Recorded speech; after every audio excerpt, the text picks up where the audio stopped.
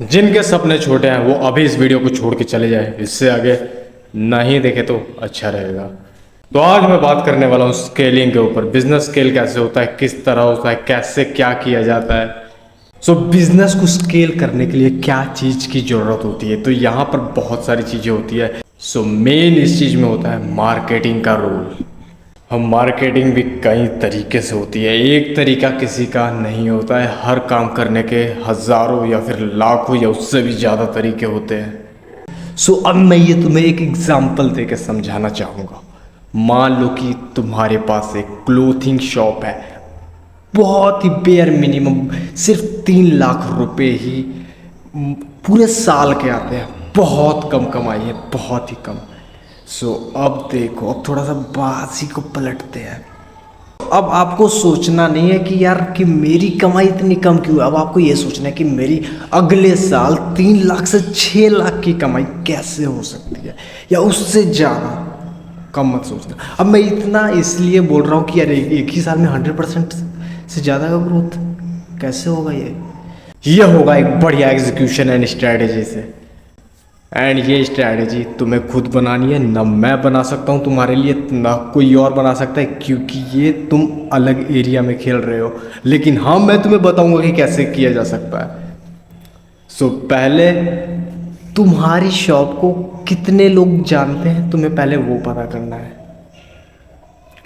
And किस area में जाना जाता है तुम्हारी शॉप, वो तुम्हें पता करना है। एंड ये तुम्हें शायद पता होगा।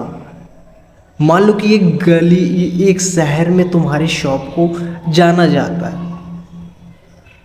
या फिर एक गली में तुम्हारे दुकान को जाना जाता है, तो तुम्हें उस गली से शहर तक पहुंचना है कि पूरे शहर वाले मेरे को कैसे जानेंगे।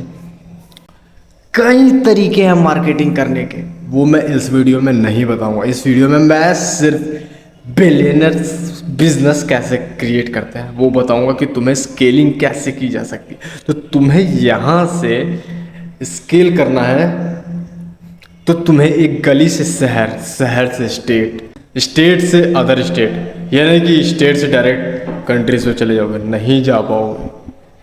तुम अभी सिर्फ एक स्टेट में कैप्चर किए हो, सब स्टेट में कैसे कर लोगे कैप्चर।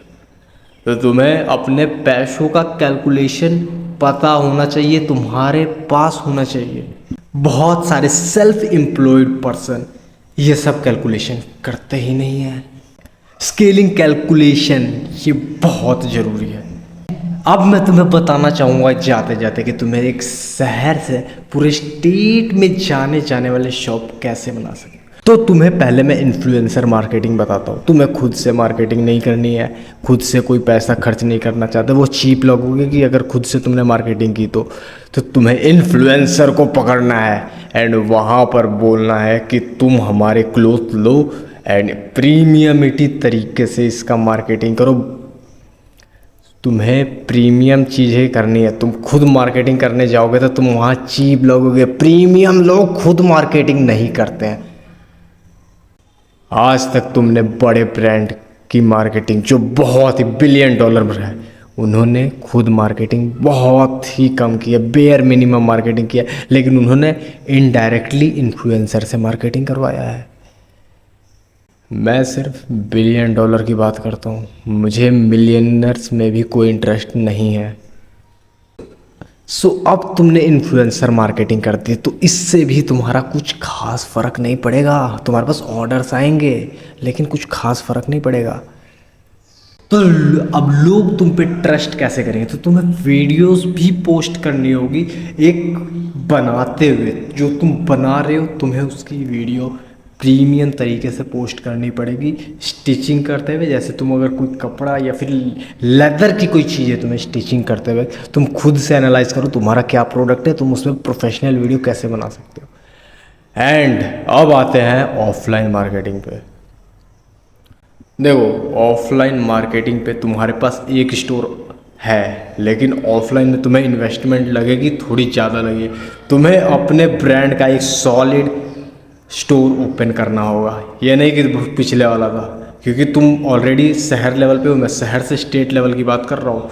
तो तुम्हें एक अपना एक बहुत ही ज़्यादा तगड़े तरीके से एक स्टोर ओपन करना होगा उसका, भले ही छोटा हो लेकिन अंदर का इंटीरियर एकदम देखने लायक होना चाहिए।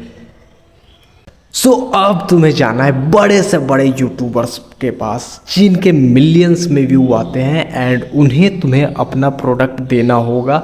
लेकिन वो प्रोडक्ट तुम एक दो मत दे देना यार, एक दो में तुम्हारी बात मानेंगे ही नहीं। तुम्हें कम से कम 1-2 लाख रुपए रेडी रखने हैं एंड तुम्हें अपने प्रोडक्ट में से 3-4 आइटम उनको दे देने हैं। एंड 3-4 आइटम, मेरा मतलब ये नहीं था कि तुम 3-4 अलग अलग कैटेगरी के दे हो, एक ही प्रोडक्ट देना जिसका मार्केटिंग तुम्हें कराना है।